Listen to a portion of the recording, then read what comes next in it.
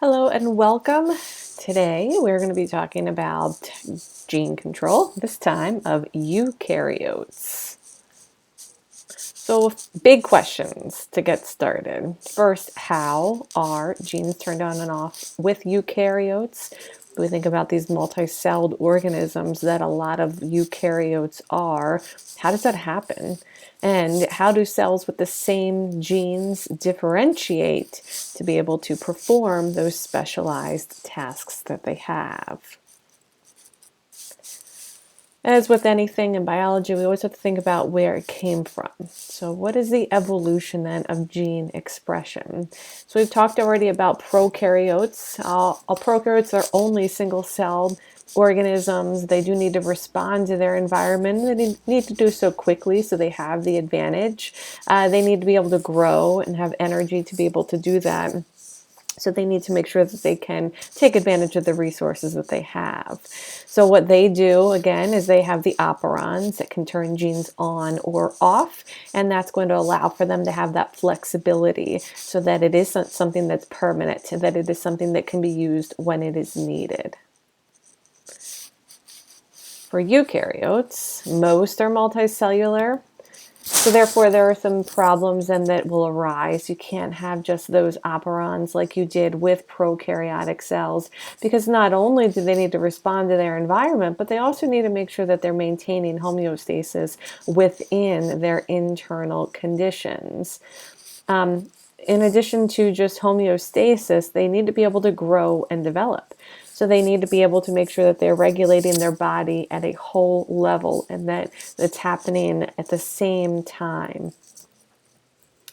For that to happen, they need to make sure then that they can have those specialized cells that are going to come about, and they need to make sure that they turn on or off the genes to allow for those cells to become specialized.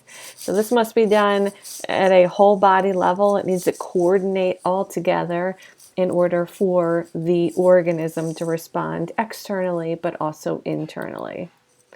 So for the points of control then that eukaryotes have, you're going to find that there's a lot more complexity. There is not just a repressor that attaches to an operon, and that you have a whole lot more control. For eukaryotes, this is important. Mistakes happen. So you want to make sure that there are several fail-safe mechanisms in place that are going to allow for that control of gene expression. There are also going to be other complexities to the amount of resources that they might have. So 20,000 genes can only go so far. So it's important that you can control that as well that way. So there are these factors in which genes can be controlled at a eukaryotic level that we will go over today. The first one, DNA packing. So we have a lot of DNA and it's all fit into the nucleus. So how does that happen? Well, it's a series of proteins that are allowing for DNA to coil around them, as well as proteins that are going to allow for DNA to fold correctly. So first it has that double helix shape on its own, but that double helix is going to be wrapped around histone proteins to form nucleosomes. Those nucleosomes then are going to be the basis for chromatin fibers that you find in non-dividing cells. Those chromatin fibers then are going to be looped together to form these supercoils that eventually will form a chromosome. And you can see here, this is an example then of a chromosome underneath of an electron microscope. And I just want you to note the two different bands, or the two different colors. Again, you have the dark bands and the lighter bands. So the dark bands being the heterochromatin and lighter bands being the euchromatin based on how densely they're packed.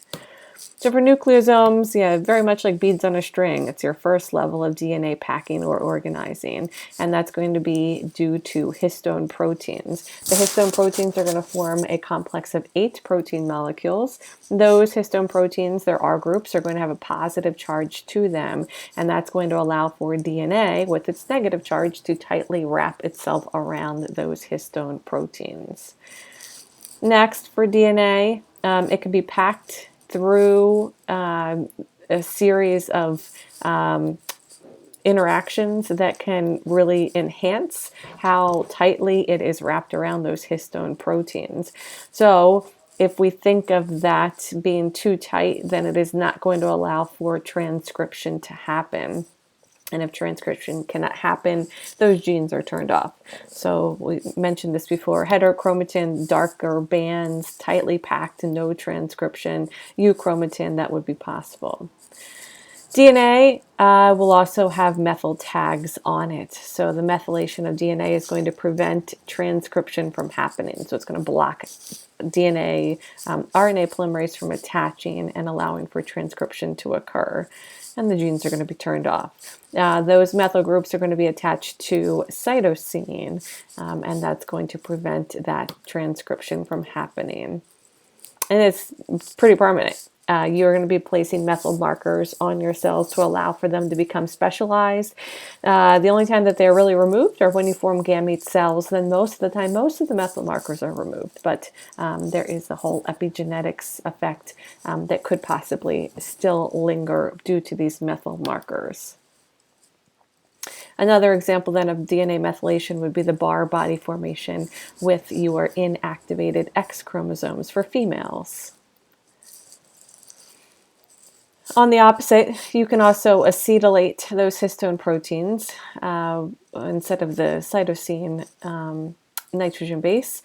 For acetylation, it's going to allow for those histones to be much looser in how they pack each other, and it's going to allow then for transcription. So it will allow for our RNA polymerase to attach on and to allow for transcription to happen.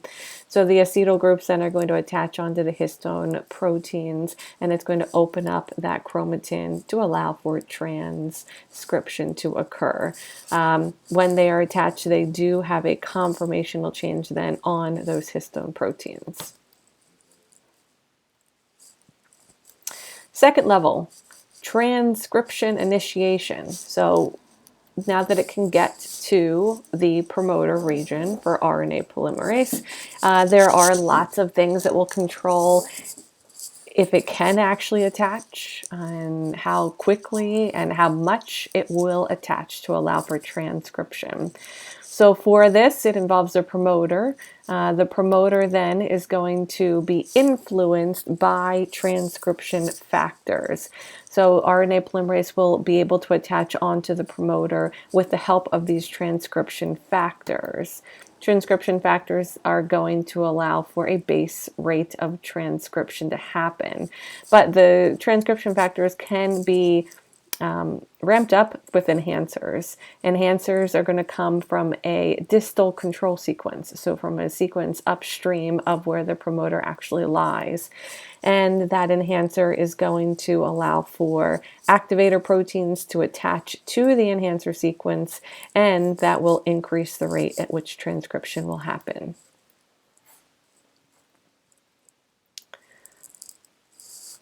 The opposite can also happen. You can also have silencer proteins that will attach onto the enhancer, and that's going to block transcription from happening. So if you look at this transcription complex, it is fairly complex. You have your promoter region, where you have your RNA polymerase II attached. You have your promoter TATA box that's going to be bound with the transcription factors. These transcription factors can be enhanced by these activator proteins at the enhancer sites. It's going to better allow RNA polymerase to attach on to that. So if you have these activators that are attached to enhancers that can allow for the best shape to allow for RNA polymerase to attach, you're going to have more transcription happen. Once you make your RNA, there is the post-transcriptional control that you have. You have alternative RNA splicing. So when you pull out the introns to make your RNA that is the mature RNA that leaves the nucleus, you can remove different introns, and that's going to allow for different mRNA mature sequences to leave the nucleus. So again, if we only have 20,000 genes, this is one way in which we can really create variation of those genes. Once that DNA has been processed, it will then have the addition of the 5' cap and the poly A tail attached to the 3' end. So depending on how long the poly A tail is, it can control the lifespan of that mRNA. So if it's got a longer poly A tail, it can last weeks. If it's got a much shorter poly A tail, then it's going to not last very long in the cytoplasm.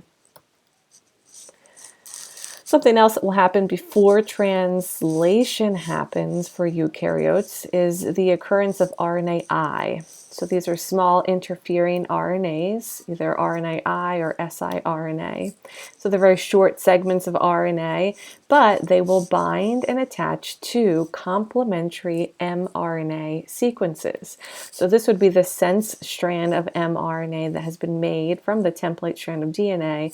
These RNAi would be antisense strands, but they are complements.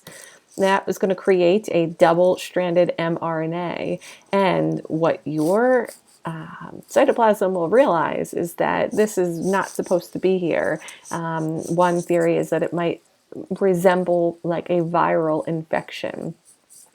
So if you have this double-stranded RNA, it is not supposed to be there. It's going to be tagged for death, to be broken down within the cell. And this is going to cause gene silencing. That gene, even though it has been transcribed, is not going to be expressed. So a level of post-transcriptional control. So what happens with these RNAi segments is that they are going to create your double-stranded RNA. So it might be a microRNAi or a short RNAi.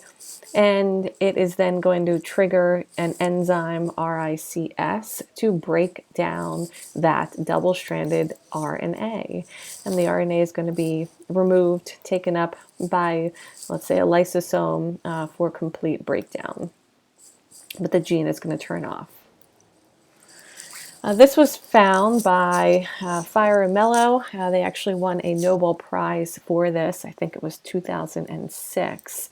And they worked with nematodes to find this.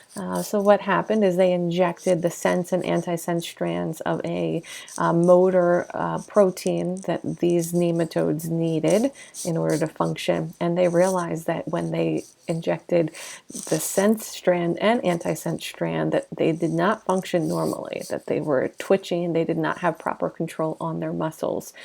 So what was the cause of that? And that led to the discovery of these RNA interference molecules. It is of hope for the medical industry that we can then use this technique to help treat different diseases.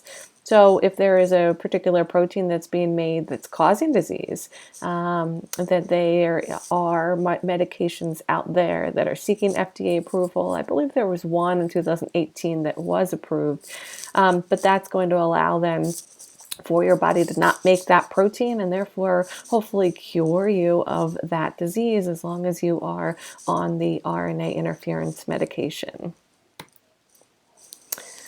Control of translation. So you have a level of control in terms of which ones get translated and which ones do not. So you can just essentially block translation if you attach a protein to this 5' end. That's going to prevent this ribosome from reading the initiation AUG codon. It's going to prevent it from moving if you are not going to be able to have the energy needed to move that through from the E, P, and A site.